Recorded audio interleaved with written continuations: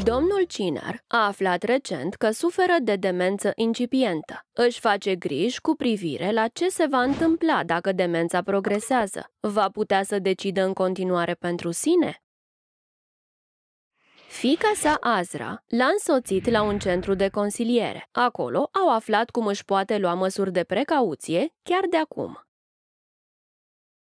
Ulterior, domnul Cinar a decis să emită o împuternicire pentru îngrijire. În aceasta, el stabilește cine are voie să ia decizii pentru el, dacă nu mai poate face el însuși acest lucru. Domnul Cinar decide ca fiica sa, Azra, să fie împuternicită.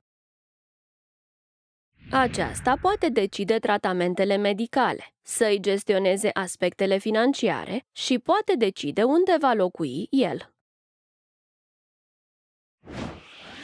Doamna Sokolov suferă de demență de mult timp. În acel moment, ea nu a eliberat o împuternicire pentru îngrijire. Prin urmare, soțul ei, Igor, a solicitat instanței să-l numească aparținător legal.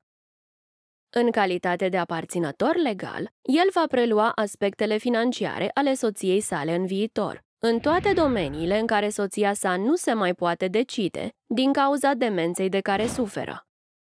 Azra îl întreabă pe tatăl ei dacă ar dori să emită o dispoziție de pacient. El poate folosi acest lucru pentru a determina, de exemplu, dacă ar dori să fie hrănit artificial, dacă nu mai poate mânca singur.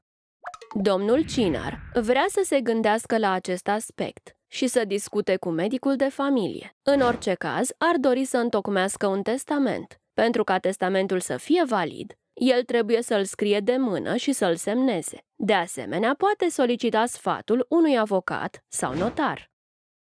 Gata! Nu a fost ușor pentru domnul Cinar și fiica sa să vorbească despre toate acestea și să ia deciziile necesare. Dar domnul Cinar este acum ușurat și a luat măsuri de precauție și fiica sa știe ce este important pentru el.